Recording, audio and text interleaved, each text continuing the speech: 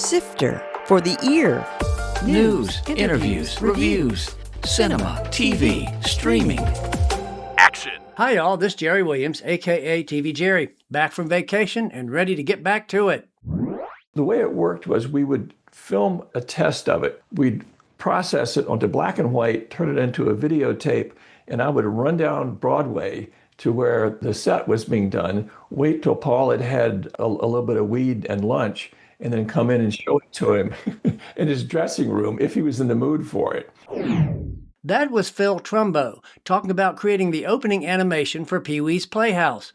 You may recall that Phil was on the show in early March with his co-director Steve Siegel to talk about their 80s film Futropolis. Now Phil is back by himself to talk about his career as an animator, designer, and more.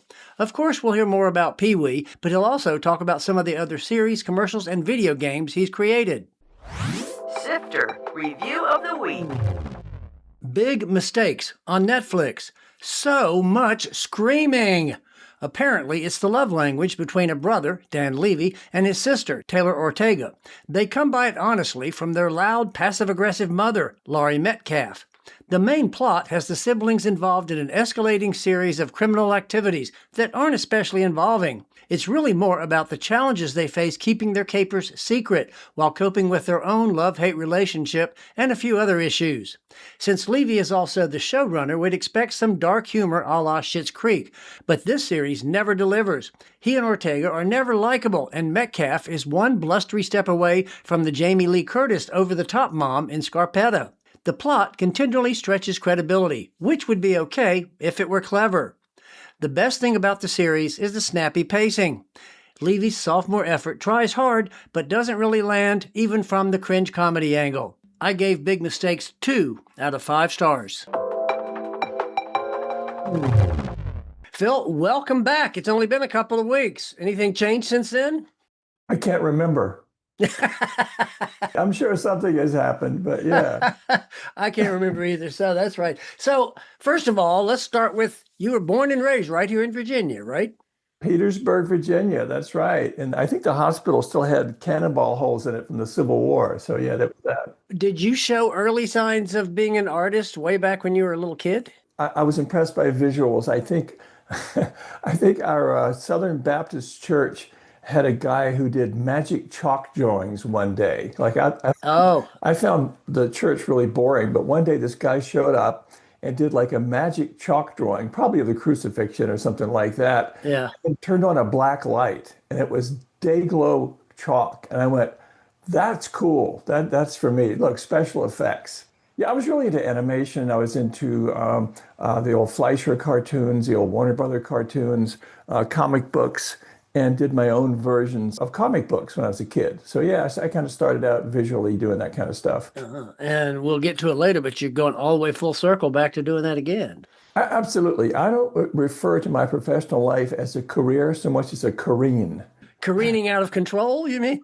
Careening from one side of the road to the other, you know. Okay. There you go. Comic books to animation to special effects to TV shows to video games to collectible trading cards, all kind of in the visual world, and then teaching it as well. So yeah. Obviously, speaking of teaching, you started your college career here at VCU. Was it VCU when you came? What year did you graduate? It was RPI. It was RPI. Me too. Yeah, I was into like just drawing like Mad Magazine and Don Martin and stuff like that, and surfer cartoons growing up in Colonial Heights. And when I applied to the communication arts department, my portfolio was pretty funky.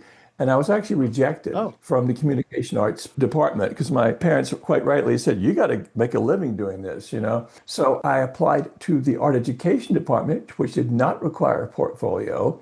Once you were in art ed, you could transfer. I transferred to sculpture like that for a while, and then transferred to painting and printmaking. Crashed and burned in 1969 on a bad acid trip and dropped out for a year and a half. Oh, wow. And came back in painting and printmaking, and then really got involved into filmmaking. So I kind of went from, art ed. You careened. Culture. I careened at an early age. Yes, you did. You were careening all over the place. Well, cool. Of course, you were with the orthotronic at some point. There's the music side of you. I was in like sort of garage bands and stuff in high school, just sort of banging around. But yeah, I was always into experimental music. We had a group called the Richmond City Band, which did an experimental thing. After that, there was a couple of groups. I think Vampire Cows was another incarnation. And then there was the Luminous Bipeds. And they were all kind of like improvisational With psychedelic names.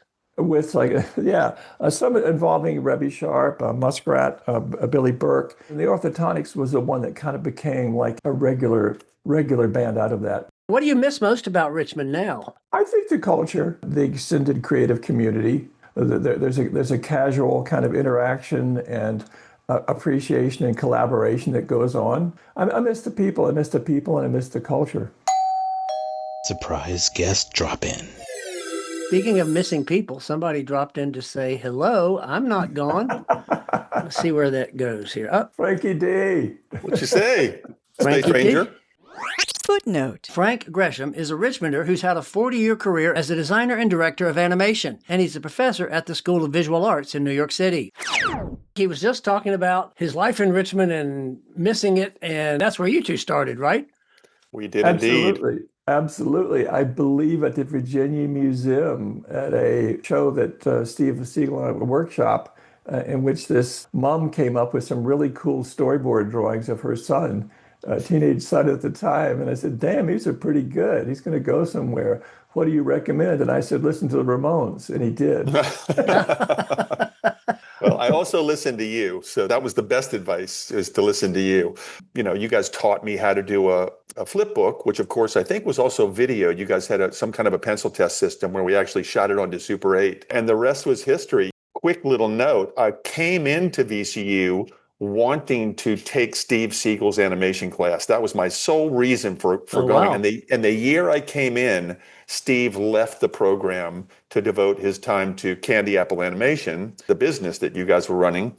And so I was rooked out of my animation education. Fast forward, I get out of that program, and Steve Siegel is waiting on the other end to put me to work as a journeyman assistant animator at Candy Apple Animation. So I come in, and who should be there but the great Phil Trumbo? And so that's the beginning of our friendship in earnest and working relationship. From there, it spiraled off into not just animation, but bikes and rock and roll. Phil taught me so much about drawing, draftsmanship, animation, and so did Steve Siegel, by the way. They were both, getting a chance to work with both of them under the same roof of Candy Apple before it ignominiously closed its doors. Beyond everything else, I just love Phil's style of drawing, his sense of color. By the way, he's pointing to the background behind him. This is one of his illustrations there, too, with much color and cool things going on in there. The painting of Phil's, of this kind of storybook cottage, just straight out of like a early Disney animation, and a stump in front of this little princess cottage, and an axe and one or two severed hands with a glove on the hand. And the caption of the painting was, finally got rid of those goddamn gloves. And it was basically that Mickey Mouse had taken an axe to his own hand. So it was subversive. It was also beautifully painted. And it was funny. And it was super funny. So it checked off all the boxes for me. Phil, you remember that, I'm assuming? It's actually available. It's actually currently available in case anyone's interested. Well, I'm gonna have to, because I would love to own that, but and I'll be happy to take my commission too, Frank. When Frank got involved in punk rock bands and stuff, we played the same gigs. We double billed a lot. The Orthotonics, and the band I was in was called Red Cross. It was a punk band, but we famously double billed in Schaefer Court as the opening salvo of the Halloween weekend that Iggy Pop was playing, the Mosque Ballroom, and it was just a blast. It was total gas. Oh, cool.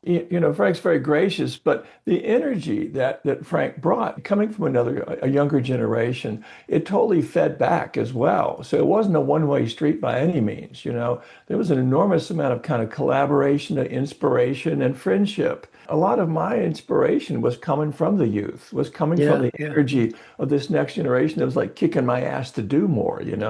Well, I'm sure, Phil, you as a teacher probably share my sentiment that, all you have to do is start teaching to really feel your age, Yeah. because your students never stop reminding you how much older you really are than them. Not Yeah. by what they say necessarily, but just by how their artwork looks. But I have to say, as a, snot-nosed high school student, I did think of you as this older, seasoned animator. But as soon as we started working together, Phil became for me just one of the gang. And I never thought about Phil as being older. I just thought of Phil as being incredibly talented. And I have so much to thank you for, Phil. And I really do thank you from the bottom of my heart. The depth of your character is just so unimpeachably amazing. So I love you so much, and I'm looking forward to.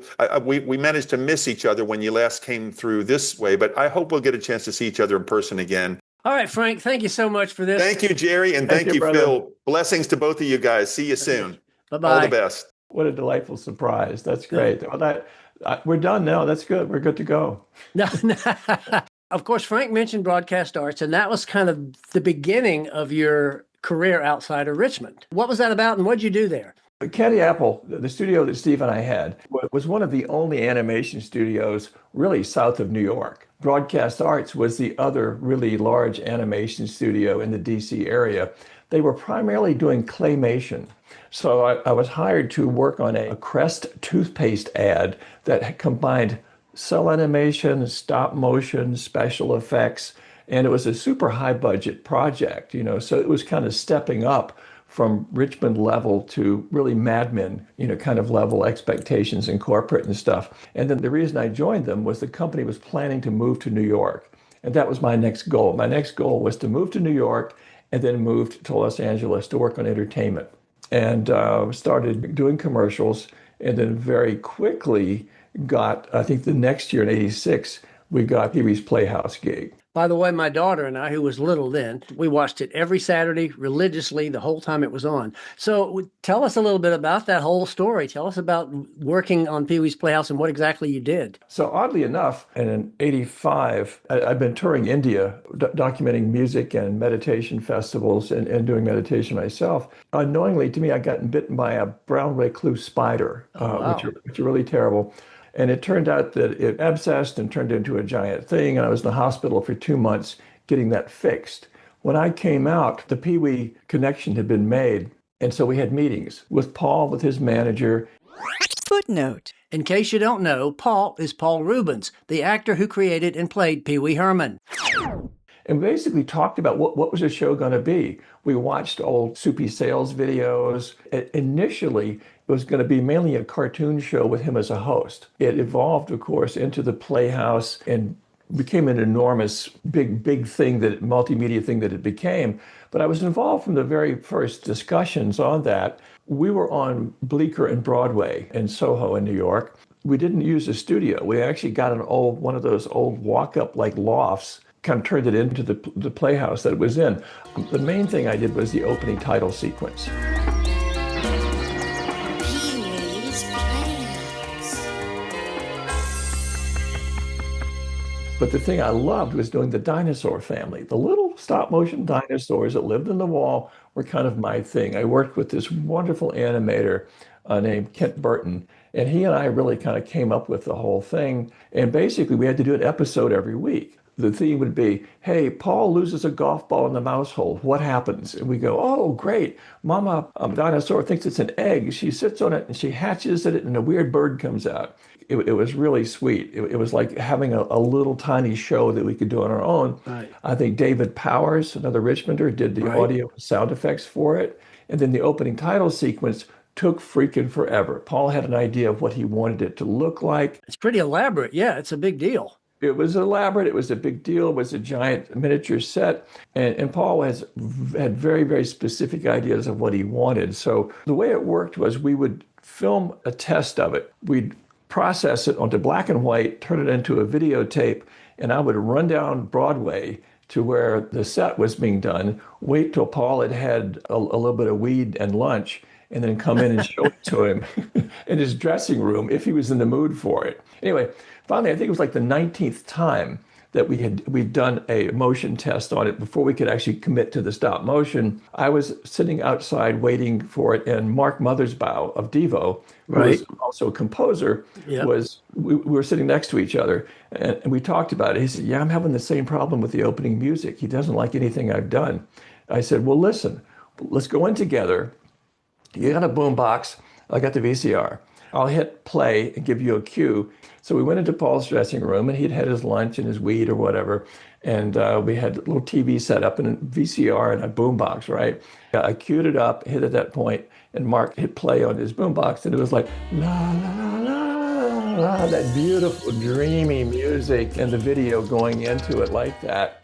And Paul went, "That's great. Let's go with that." So then we were able to go and do the stop motion part of it, which took a long, long time. There were a ton of stop motion animators involved in that. He referred to it as an endless hell of revisions. So there you go. There you go.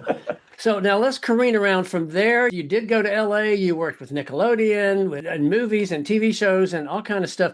Tell us some of the highlights of some of the things that were kind of the coolest things you did between then and now. Well, one of the shows I really enjoyed, again, going back to Richmond, was Doug for Nickelodeon.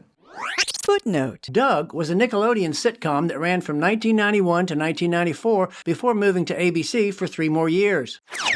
Who involves 2 Richmonders, Jim Jenkins, who was the creator of it, and Howard Hoffman, who was the art director for it. I'd actually done some MTV spots with them before that, while I was still in Richmond. I did back when MTV first started out and actually played music. I did a series of 3 spots that kind of used Futuropolis sets for that, for those little opening dun, dun, dun, dun, dun, dun, dun. Right. And I ended up, I think for 2 years, doing storyboards and being able to design stuff. If there was a script, they didn't know what something looked like, they'd send it to me and I got to make it up. Oh, so cool. I got to visualize stuff. So I was doing production design at that. For 2 weeks, I was the art director on the Prince Valiant animated show, which turned out to be a disaster. I ended up working at the Simpsons studio, Klasky Jupo, and doing some just short animations there. But nothing on The Simpsons, alas. I did not touch The Simpsons. I was in the same room with the storyboard guy doing it, and we chatted, but I didn't do that. Right. And then I ended up doing special effects on Highlander 2. Footnote. Highlander 2: The Quickening was the 1991 follow-up fantasy film that starred Christopher Lambert and Sean Connery. So I was on a movie with Sean Connery. Didn't see him. We're basically doing the special effects and stuff for that. I also did a 64-page graphic novel, original graphic novel of my own called Sky Pirates of the Stratosphere.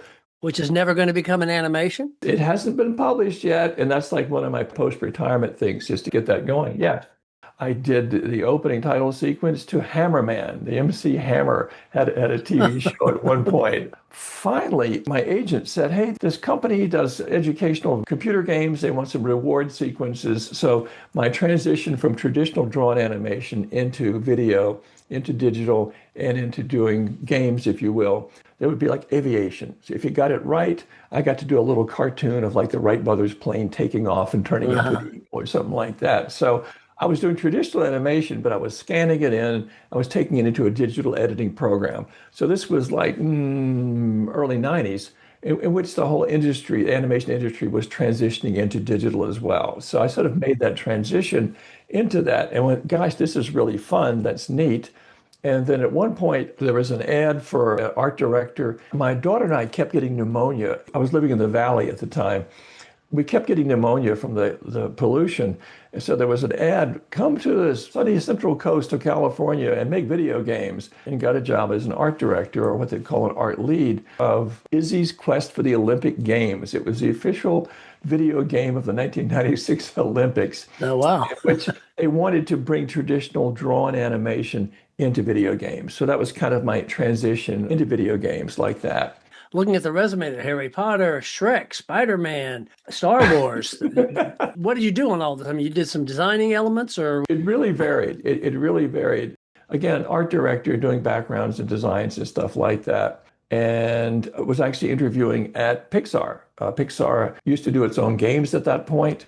And I went, well, this is great, Pixar. I mean, this is fantastic. And then Steve Jobs decided they didn't want to do games anymore, so they closed it down. At that point, I decided that I really wanted to take a break from Silicon Valley, and I went to Seattle, and then a job opened up there that I ended up for 10 years as a creative director at Amaze Entertainment, where I ended up working on Harry Potter and Lord of the Rings and all that. In many cases, I was putting the team together. In some cases, I was doing design work as well. The teams were large and the company had many, many projects going at the same time. So a lot of times I was doing pitches. I was dressing up like Dumbledore to get the job from Electronic Arts, for real. Which is what your email name is. So I guess that maybe that's why. Footnote. I've included his photo of him as Dumbledore on the webpage for this show at TV Jerry. So in many cases, I was working with teams. In some cases, I was doing hands-on stuff. Again, we worked on 100 games, everything from little handheld Nintendo things to Xbox games and PlayStation games and stuff like that. I don't actually play games. I'd rather take my dog for a walk. I'm like the guy who designs roller coasters but doesn't like to ride them. Yeah. I enjoy creating the worlds. I enjoy exploring the worlds. I do find some games entertaining. I'm just interested in the evolution of the kind of a holodeck alternate reality, virtual reality that exists within games. Same way I'd rather walk the dog. I don't play video games either. So finally, you ended up in education. You decided to, I guess, give back some of that knowledge to the kids. Well, yeah, after my stint at an Amaze Entertainment, I ended up kind of going back to doing art direction, a lot of hands-on stuff. I worked at this company that did a kids online property called Bella Sara, kind of like a kinder, gentler version of Magic the Gathering for girls. And I had young girls at the time, daughters. So I ended up doing that for a number of years. And it was kind of a transition back into doing storytelling, into doing narrative.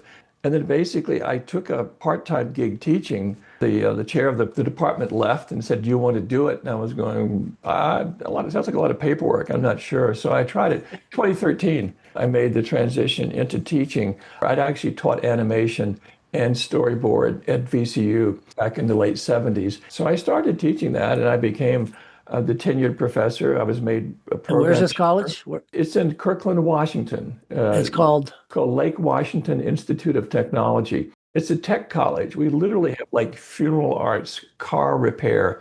It's real egalitarian. It's real like a real working class place, which is kind of my roots. But I started the program. It was very small at the time and ended up developing a bachelor's degree program. The students could get a very affordable bachelor's degree in game design and development. Cool. And it's now like the second largest program at the school, right behind nursing. Our school happened to be 2 miles from the epicenter of the pandemic in 2020. And some of our nursing students and faculty were actually on site at the senior center where that happened. So we were the first school to go online completely in the nation. So I kind of started teaching online.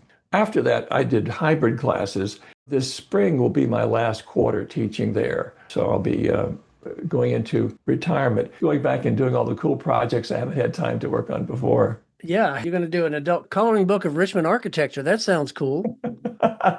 Yeah. There's a bunch of Richmond stuff involved in that. A collection of stuff I did for Heavy Metal magazine, the Sky Pirates, did a new property. I'm working on a young adult property called Shadow Black Tales. I'm hoping to just sort of immerse myself in that and whatever else happens, you know? You remember Carlos Chafin, of course. Oh, yes, I was sure. talking to his wife the other day, and he's sold In Your Ear, but he still has Shaco Records, which keeps him very busy. And she calls it a jobby. It's perfect for it, because that's kind of like you. You know, we can't just stop working, but we're not getting paid for it. So now you have a jobby, or you have several jobbies. I like that. Yeah. Self-perpetuating jobby. Yeah, very. So going in a totally different direction, is there anything about your life or lifestyle that's not about design or animation or even teaching? When I made the transition from Richmond, from fuzzy little Richmond, briefly to DC and then New York, I felt it overwhelming. I really did. I really felt like I wasn't going to be able to handle it. I thought I was going to have to run back to Gray Street. And I discovered meditation. I've been doing it for 40 years. I teach it online now as well. And I would just say that your career is important, but find something core, whether it's spiritual, whatever it is, you know, find something to sustain yourself, you know, because the career will wear your ass out. Yeah, that's true. Whatever it is, you know, you do need something like that, some sort of a touchstone thing. I would just say it's just to find that balance, you know what I mean? But yeah, right. I love creating stuff. I've been lucky to be able to do it, and I hope to be able to do it for a few more years. There you go. All right. It's been great to catch up for a second time and hear about some of these cool things, some of these great stories. I'll pitch it. Anybody who wants to see my stuff, it's just philtrumbo.com. Take a look. I'll have a link on the webpage for the show, too. It's great. It's great to visit with you, Jerry. That was Phil Trumbo, who had an extensive and exciting career as a designer and animator. I'll have a link to the interview I did with him and Steve Siegel about Futropolis on the webpage for this show at TV Jerry. Plus, I'll have links to his website. Coming soon. In theaters. The Devil Wears Prada 2. The cast is back for more fashion fabulousness. Hokum. A horror writer visits an Irish inn to scatter his parents' ashes, unaware that the property is said to be haunted by a witch. Deep Water. If it's summer, there must be a shark movie. This one's from director Rennie Harlan. It follows a group of international travelers en route to Shanghai who are forced to make an emergency landing in shark-infested waters, with Aaron Eckhart and Ben Kingsley. Animal Farm. Andy Serkis, who's best known for his creation of Gollum in the Hobbit series, directs this animated version of the classic, with voices including Seth Rogen, Woody Harrelson, Steve Buscemi, Glenn Close, Kieran Culkin, Kathleen Turner, and Jim Parsons. One Spoon of Chocolate.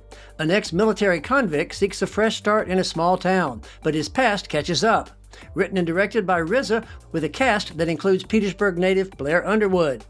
That Time I Got Reincarnated as a Slime, the movies. Tear of the Azure Sea. This is a Japanese animated fantasy with a long title. TV and streaming. Je m'appelle Inetta on Netflix. This import revolves around the title character who moves from Sweden to Paris to be an au pair. Widow's Bay on Peacock. A skeptical mayor leads the superstitious residents of a cursed New England island, starring Matthew Rhys. Hulk Hogan, Real American on Netflix. This 4-episode docuseries features the late wrestler's final interview. Man on Fire on Netflix. Denzel Washington plays a former mercenary on a quest to get revenge for the loss of his only companion while defending the daughter of his dead colleague. Also with Christopher Walken, Dakota Fanning, Mickey Rourke, and Giancarlo Giannini. Next week we'll get exposed to Brandon Shillingford, creator of Exposure Cinema. This is Jerry Williams. Thanks for listening.